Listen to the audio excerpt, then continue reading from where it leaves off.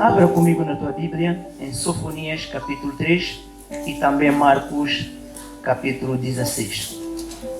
Sofonias capítulo 3, versículo 10 e também Marcos, o capítulo 16, estaremos lendo o versículo 15. Sofonias 3, versículo 10. Assim se lê na palavra do Senhor. Da além dos rios da Etiópia, os meus zelosos adoradores, a filha da minha dispersão, me trarão sacrifício. Repetindo, Sofonias 3, 10. Da além dos rios da Etiópia, os meus zelosos adoradores, a filha da minha dispersão, me trarão sacrifícios. Marcos 16, o versículo 15. Marcos 16, versículo 15. E disse-lhes: ide por todo o mundo, pregai o Evangelho a toda a criatura. Bom Deus e bom Pai, soberano Senhor, dono da vida e da existência, és tu o Rei da Glória. Temos lido a tua palavra, nosso bom Deus, a palavra que nos tens dado como guia, como orientação, como instruidor. Pedimos a tua graça, Senhor, na explanação, na compreensão e na aplicação nas nossas vidas. Queremos ser pessoas melhores. Queremos ser um instrumento de bênção. Queremos ser um produto consumível do melhor, para a glória do seu nome. Assim nos oramos na esperança de receber no nome do Senhor Jesus. Amém.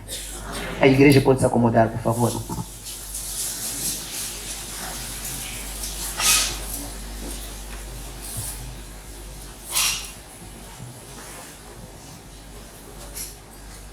Fomos abençoados com o coral das missões, que nos fez entender que a Evangelho lá vai, né? Só que esse poder não é dos homens, não é um esforço humano, é um poder adquirido da parte de Deus para exercer as tarefas. Não ouviu amém? Amém. Bem, se quiser usar o teu esforço, pode. Mas Deus não mandou você usar o teu esforço. Mandou você ser equipado por Ele, de modo que no teu esforço Ele possa fluir. Conta a história de um homem que estava para cortar árvores e outros também para cortar árvores. Os dois receberam machados para isso.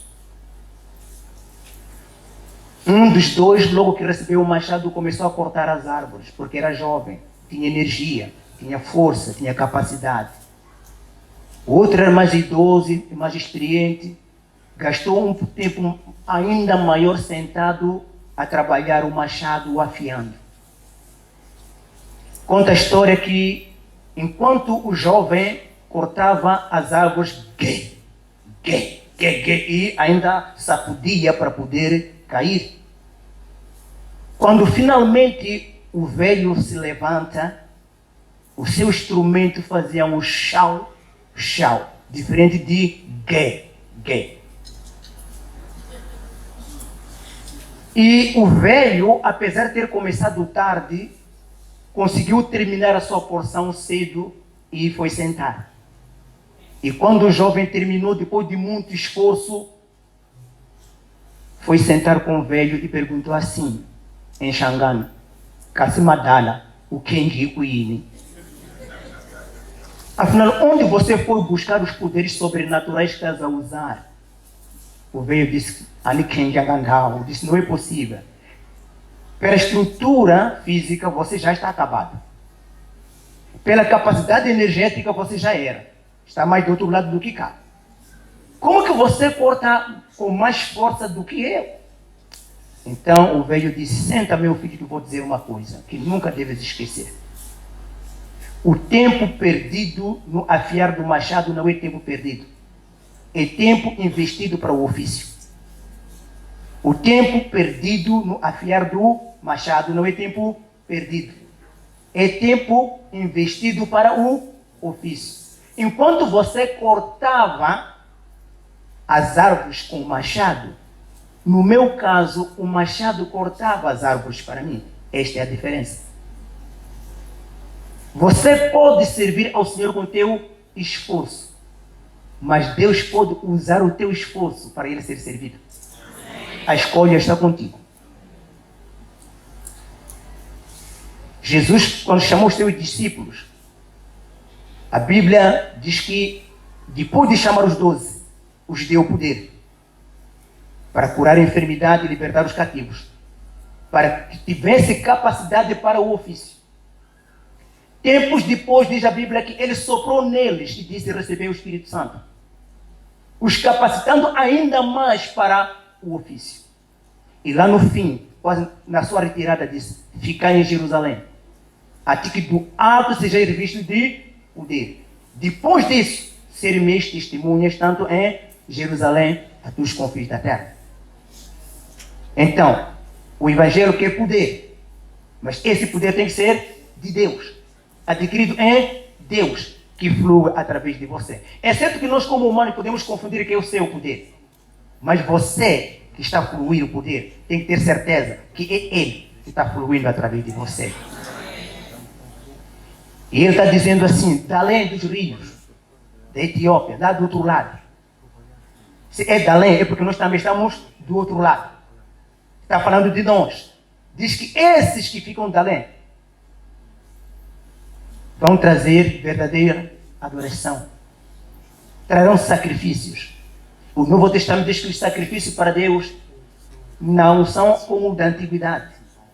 É apresentar a nós mesmos, os nossos membros, em sacrifício. Somos nós que nos entregamos em sacrifício. Um sacrifício santo, agradável, mas um sacrifício culto racional. Um culto que parte do nosso próprio entendimento. E lá em Marcos a ordem é: ide pregar. A Nova Versão diz que enquanto andardes pelo mundo, pregar o Evangelho. Esta é mais aproximada ao original. Porque não é uma seta atirada para você pregar. É você ser um pregador enquanto vai caminhando. Amém? Amém. Onde você for, enquanto você for, tem que ser um pregador do Evangelho. Salmos 19, 1 a 4 diz que os céus proclamam a glória de Deus e o firmamento anuncia a obra das suas mãos. Um dia faz declaração a outro dia, e uma noite mostra a sabedoria a outra noite. Não há linguagem nem fala onde não se ouçam as suas vozes. A sua linha se estende por toda a terra e as suas palavras até o fim do mundo. Não é como você levantar de manhã, à noite, olhar para as estrelas, você não admirar que é um Criador. Não é como você olhar para o sol e ele não te dizer: eu existo, fui criado. Não é como num dia daquela zanga do céu ouvir um relâmpago e você não se assustar, nem ouvir uma trovoada, naquele estrondo daquele você, chibimundo, você não ganhar medo. Tudo está informando. Há um Criador soberano que criou coisas soberanas e poderosas que até nos causam medo. Não é como você viajar e não olhar uma montanha e parar e não admirar. Uau! Aquelas pedras lá em cima, quem colocou? Por que quando o vento passa não caem? Será que estão coladas ou estão colocadas? Só podes admirar. Não é como passar pelo mar e não olhar e dizer: uau! Quem pôs coisa tremenda como esta? Quem é o sábio que disse ao mar: não passe de Costa de Sol, termina aqui, sem dunas nem montanhas?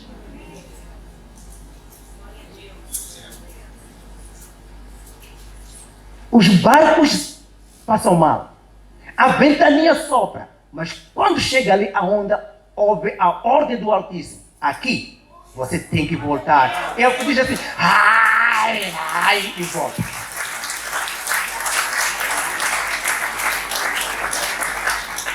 Não é pelo obstáculo que não passa. É pelo desenho e ordem do Altíssimo. E ele diz que você foi colocado numa estatura que você não consegue aumentar nem um pouco. Bem, conseguimos aumentar com sapato. Mas o nosso ser não podemos aumentar. Nem um fio de cabelo conseguimos nos acrescentar. Somos o desenho e o retrato do Altíssimo. É o que está dizendo este salmo. O Novo Testamento acrescenta algo de valor. Porquanto o que de Deus se pode conhecer, Romanos 1, 19 a 23. Porquanto o que de Deus se pode conhecer nele se manifesta, porque Deus lhes manifestou.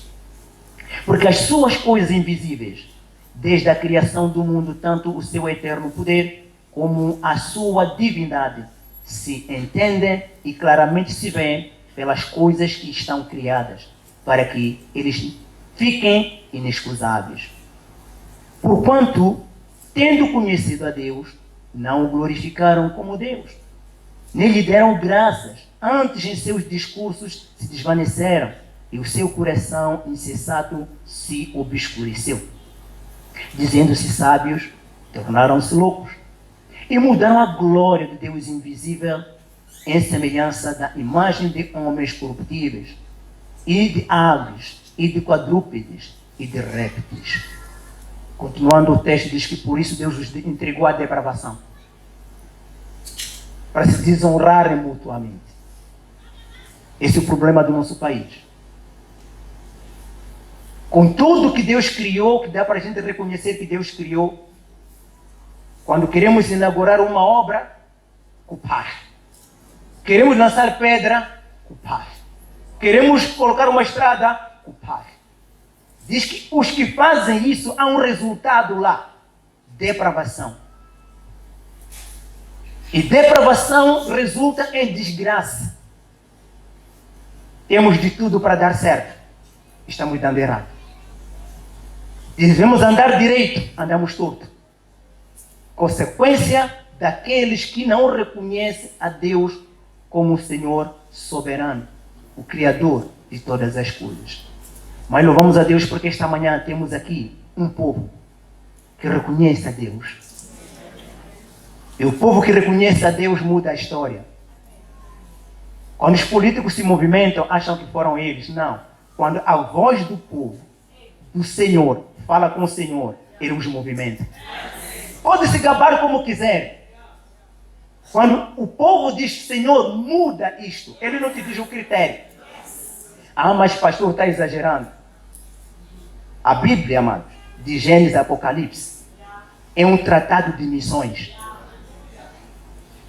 É uma tentativa de Deus a convencer ao homem que ele existe e ele tem um caminho a ser seguido.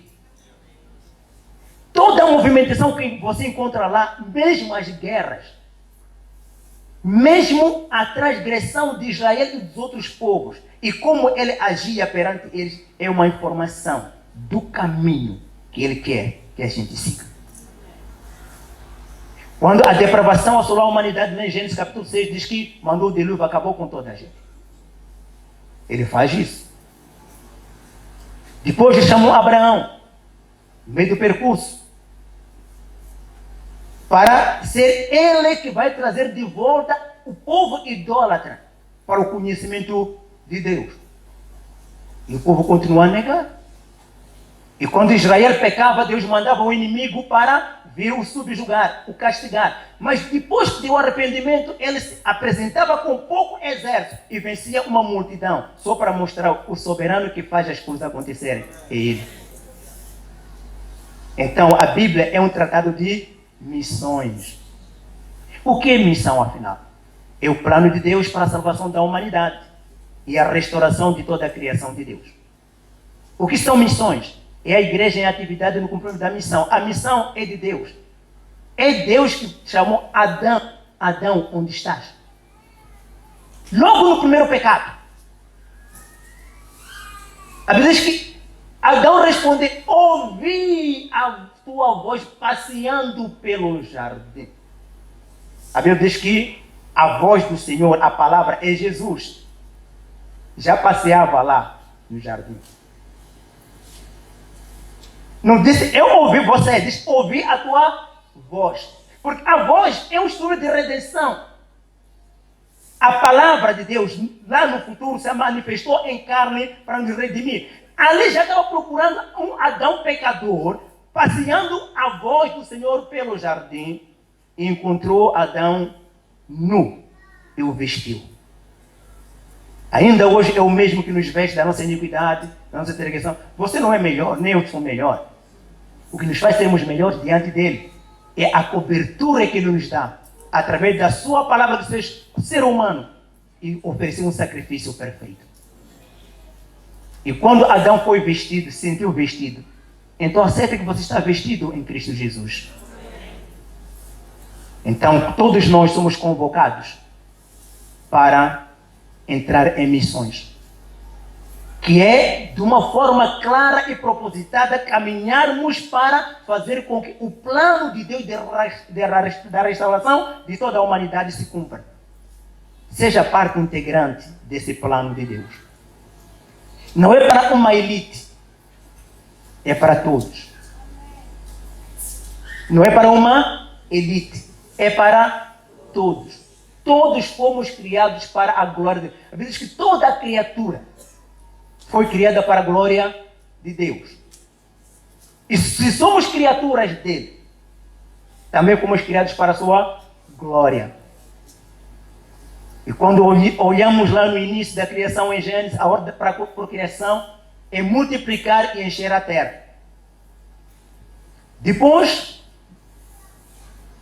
de passar o dilúvio, ele abençoou Noé e voltou a repetir: multiplicai, frutificai, enchei a terra. Depois chamou Abraão e disse: Abraão, de ti serão benditas todas as famílias da terra.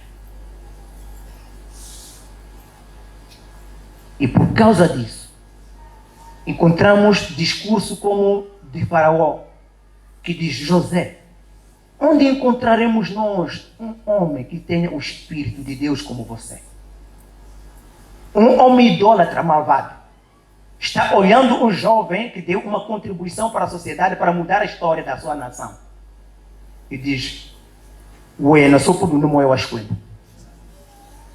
você, o que fala, só pode ter o Espírito de Deus. Será que não temos ninguém com o Espírito de Deus aqui? Que pode dizer aos nossos governantes para mudar o curso da nossa história?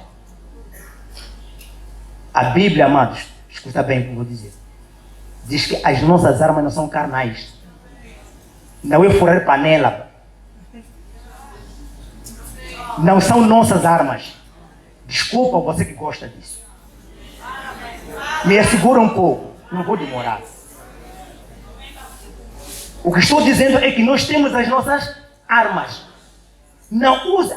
Davi, quando obrigaram a usar as armas de Saul, não conseguiu. E como você consegue usar as armas do diabo? Quer fazer o quê com as armas do diabo? Qual é o Deus que vai ser conhecido com as armas do diabo? As nossas não são carnais, mas são poderosas em Deus, para a destruição de fortalezas. Falamos com Ele, e Ele que ordena as coisas.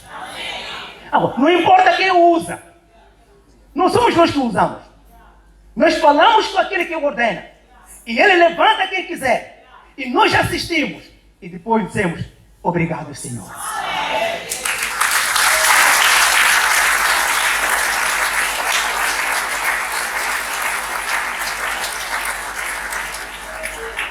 Um homem chamado Nabucodonosor malvado queria matar todos os sábios, feiticeiros e curandeiros. E chegou um jovem chamado Daniel e disse: o que você está pedindo nenhum homem pode resolver, só Deus pode. Eu, como conheço esse Deus, me deu um prazo, um tempinho para eu conversar com ele, para me dizer o que você precisa.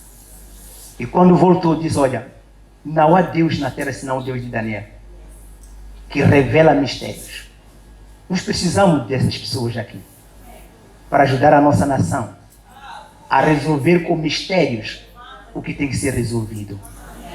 Então não diga levanta o outro. Seja você esse tal que ele quer levantar. Israel, através dos profetas, falou durante muito tempo acerca deste Deus.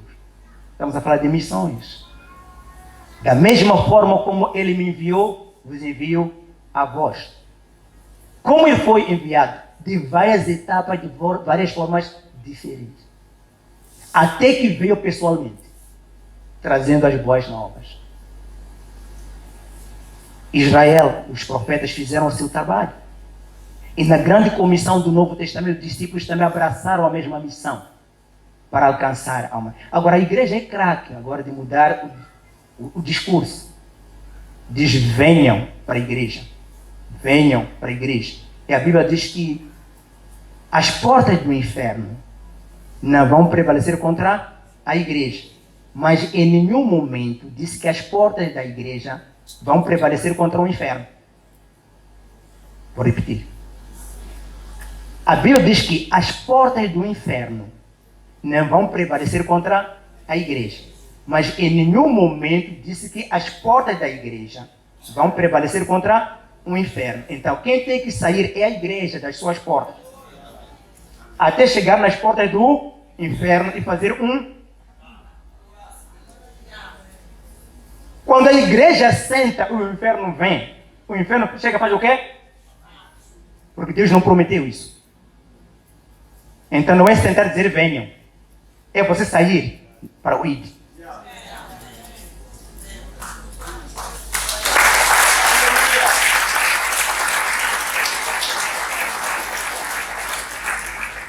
Amados, evangelismo não é ameaçar pessoas. Evangelismo é contar as boas novas da salvação. A possibilidade do homem pecador encontrar salvação. Um sábio cristão disse: pregar o evangelho é como um mendigo que informa o outro mendigo onde encontrar pão. O mendigo, que era tal mendigo, descobriu o pão e deixou de ser mendigo. E se lembrou que tinha outro mendigo igual a ele. E foi informar: amigo, eu já não sou mendigo. Há pão do outro lado. Então, o evangelho é isso. É um pecador informando o outro pecador que há salvação, porque ele já encontrou. Isso chama-se evangelizar. Contar da salvação que te salvou. Para esse que ainda não foi salvo. Ao ponto de ele também ser salvo. Aqueles leprosos que a Bíblia conta, diz que estavam com fome e com lepra. E preferiram morrer de arma do que morrer de fome. E foram ter com os assírios. E descobriram que os assírios não estavam. Carregaram comida, a pessoa que era emboscada foram guardar. Voltaram de novo, ninguém falou nada, depois carregaram bem. Foram carregar de novo e depois sentaram para descansar e comer. É quando alguém disse: não é bom o que estamos a fazer. Na cidade estão a morrer de fome e nós estamos com muita comida. Vamos ampliar. Isto chama-se evangelho. Não deixe os outros morrerem quando você está vivendo. Não deixe os outros minguando com fome e acabando enquanto você está deitando o resto de comida na lata de lixo. E chama-se o evangelho. Um pecador informando outro pecador onde encontrar a salvação. E por isso o crescimento da igreja, amados, pode ser orgânico. E esse crescimento orgânico é alcançado pela evangelização. Um sábio cristão disse: a ovelha gera ovelha, o pastor cuida. As ovelhas de hoje cobram o pastor nascer ovelhas. Não é para nos cobrar ovelhas. Nos cobre pasto. Não ouvi glória a Deus aqui. Aquela igreja não cresce. Aquele pastor não faz nada.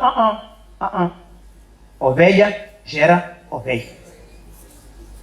Quem traz crente para a igreja é o crente. E o pastor oferece pasto.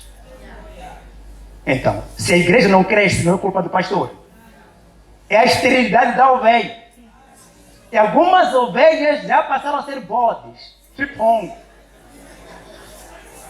Se você não conhece a diferença do bode com a ovelha, é que a ovelha, quando você caminha, te segue. O bode resiste, mesmo com corda senta, você puxa. Agora se pergunte, você é o quê? O chipongo com o unhivo. Quanto mais você resiste, está dizendo eu sou o quê? Bode. Quando você bate o bode para andar, ele senta. Quando você puxa, arrasta. Não, algumas vezes, quando vem um capim que gosta daquele lado, termina seguindo. Algumas vezes. Mas a ovelha não. Basta ver o seu pastor à sua frente. Segue. Então, quem tem que nascer ovelhas é a ovelha. Então, evangelize. Passe a informação.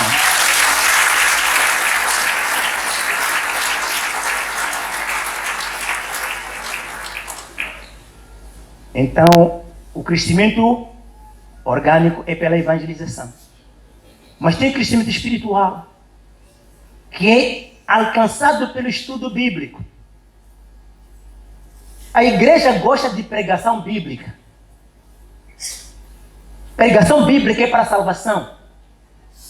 Estudo bíblico é para enraizar o salvo na sua caminhada da fé. Mas os cultos de estudo bíblico não enchem.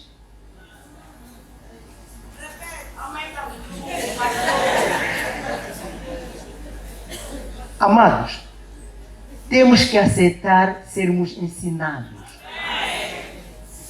Eu até aqui não encontrei um doutor gênio que nasceu e disse, eu vou fazer uma operação, porque eu sou doutor. Teve que ir aprender. Como você quer ser um bom crente sem aprender? O Espírito vai me ensinar. Por que a sociedade não te ensina a ser doutor? Vai à faculdade. Porque tem uma instituição credenciada para fazer isso. Então, por favor, venha aprender a palavra. Crescimento espiritual, oração, jejum, leitura bíblica e o encontro na congregação. Faz o crescimento espiritual. E o equipamento que Deus nos dá para esse crescimento chama-se o Espírito Santo. Dons ministeriais, dons espirituais. Você não pode fazer sem equipamento. Está a imaginar um médico cirurgião dos melhores com faca da cozinha para fazer a operação? Não vai funcionar. Mesmo que seja bom, vai aleijar, não vai fazer. Porque tem instrumentos próprios para cirurgia. Está a imaginar uma boa cirurgia na tua cama de casa, daquele tipo antigo de Morfeu, que quanto mais faz fogo, você acha que está bem. Ainda não conheceu medicinal, achava que dormir bem é fazer um fogo. Não vai sair a operação ali, boa. Pode se ajeitar, porque tem uma maca própria para isso. Está a imaginar com a tua lâmpada de telefone a tentar fazer uma cirurgia com lâmpada de telefone? Não vai funcionar. Instrumentos próprios. Então, você para servir ao Senhor precisa de instrumentos próprios. Dons ministeriais e dons espirituais. Os dons são capacitações que Deus nos dá para podermos o servir. Sabe que o teu corpo é composto por peças que Deus colocou para você poder funcionar? Como você funciona? Acha que isso está funcionando, mas não. Uma das peças não está boa. Vamos imaginar o dedinho, né? Você faz o quê? Não, porque uma das peças não está boa. Porque você é composto de peças. Está imaginando aquele dia que você quer levantar, de repente...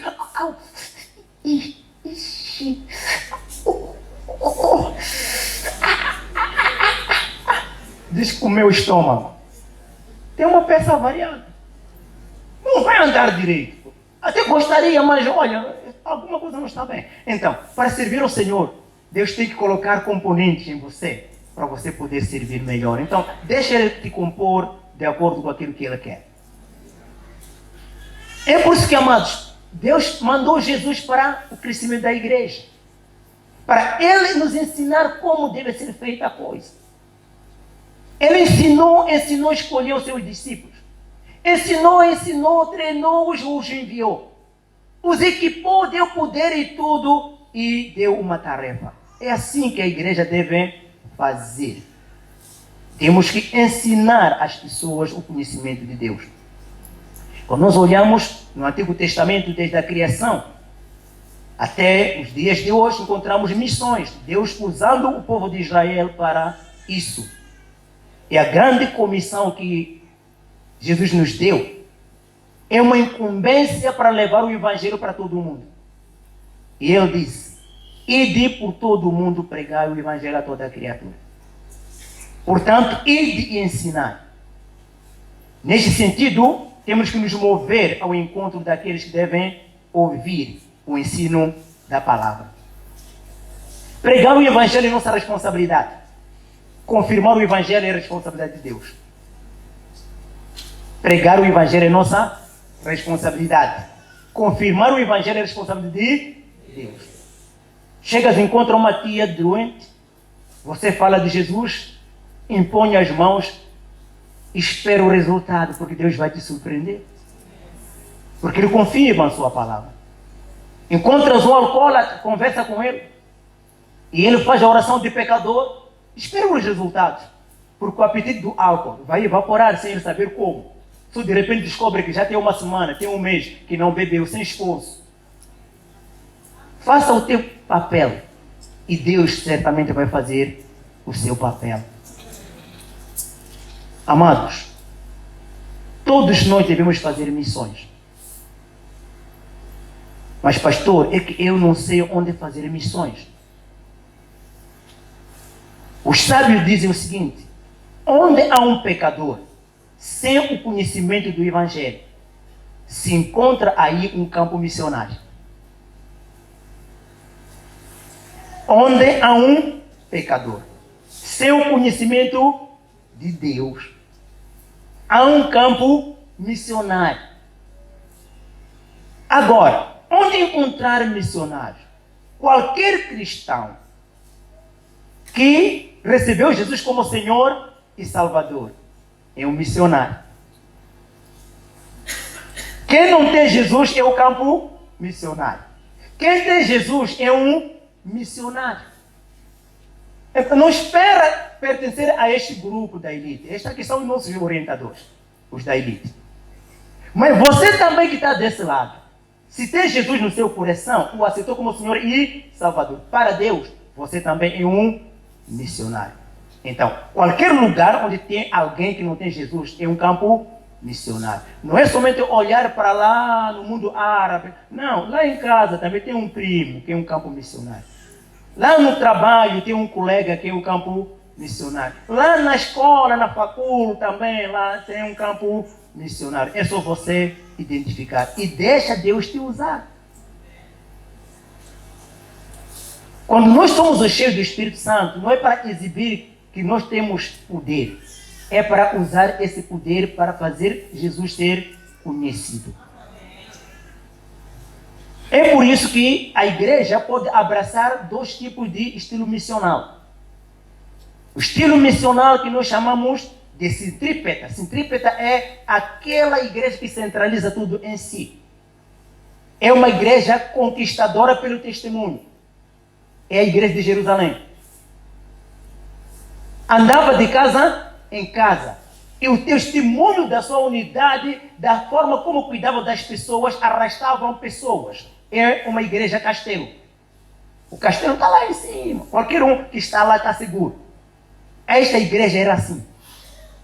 Até que Jesus olhou e disse: olha, isto está terminando aqui. Eu disse ir até os confins da terra. Então encontramos o segundo modelo, a igreja de Antioquia. A centrífuga. A centrípeta puxa para si. Ela se torna o testemunho. Fazer discípulos. Enquanto que a centrífuga é como a igreja quartel. Prepara, equipa seus membros para sair. Um quartel que treina anualmente 500 soldados, e todos ficam no quartel, ninguém não manda para manobra, alguma coisa não está bem com o quartel. O soldado que é soldado, sabe, basta jurar a bandeira, é para sair. Então, o soldado de Cristo sabe que o seu lugar de atuação não é na igreja. É através do poder da igreja alcançar os de fora. Jesus usou os dois modelos. Muitos traziam pessoas a Jesus, não traziam? Igreja de Jerusalém. Mas ele também várias vezes mandou os discípulos para ir, não mandou? Então, a igreja tem que ser testemunha para atrair e também ser um guerreiro para ir.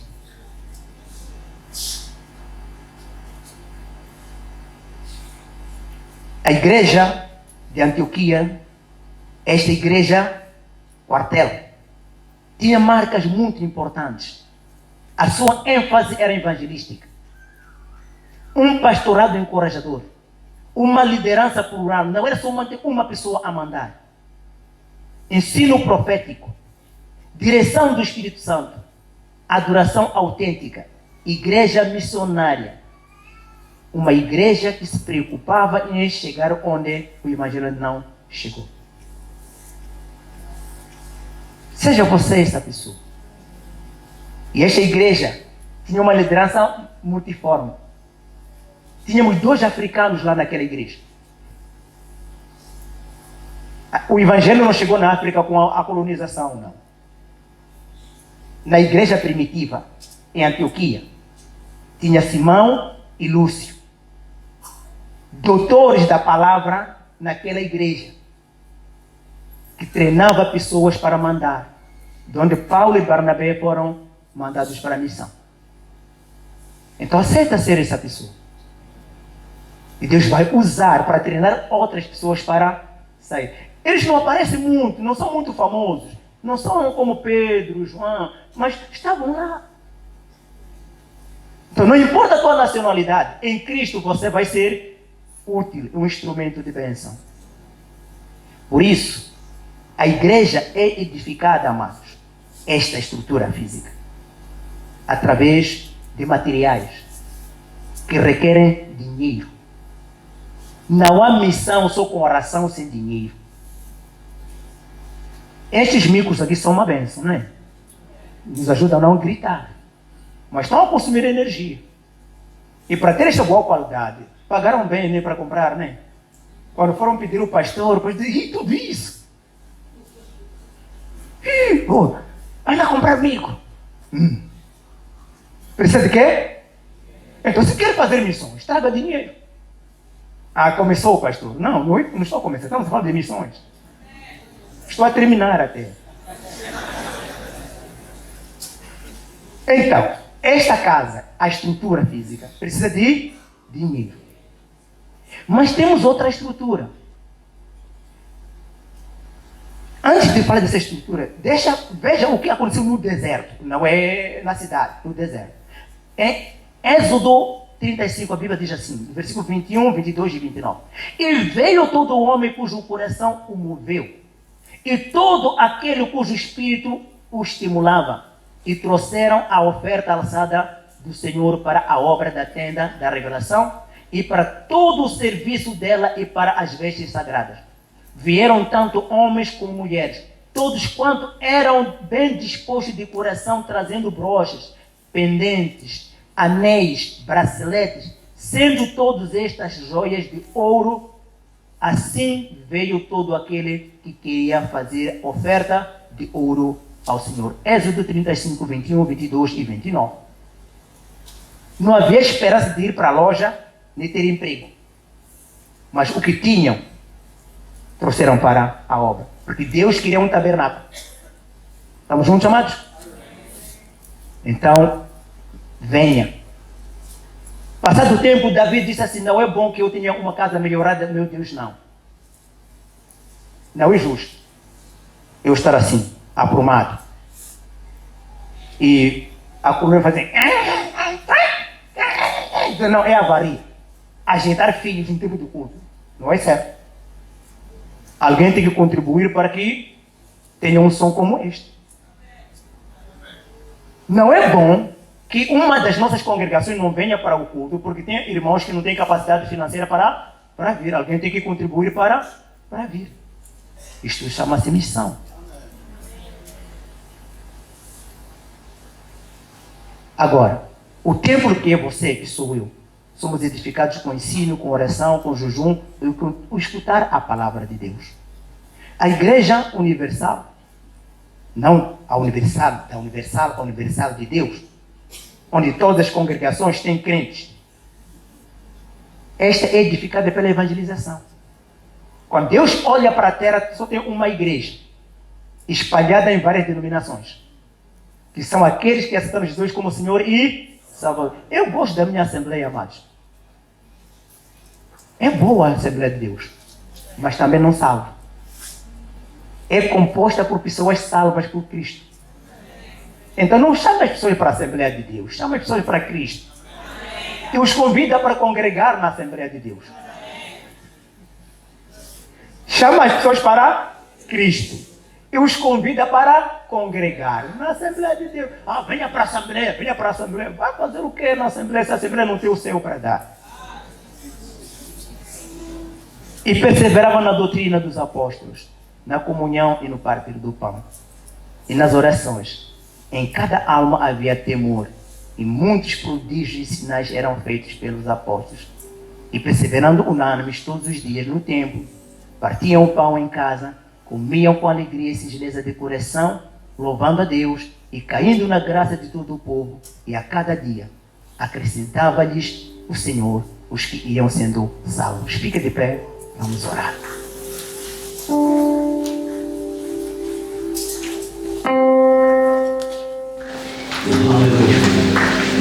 É tempo de você dizer: Senhor, eu quero ser instrumento para missões. Eu vi que não há missões sem recursos. Então, Senhor, tudo que eu precisar para entrar nas missões, em forma de equipamento pessoal, em forma de equipamento material, me dê, porque eu quero ser um missionário. Oremos todos.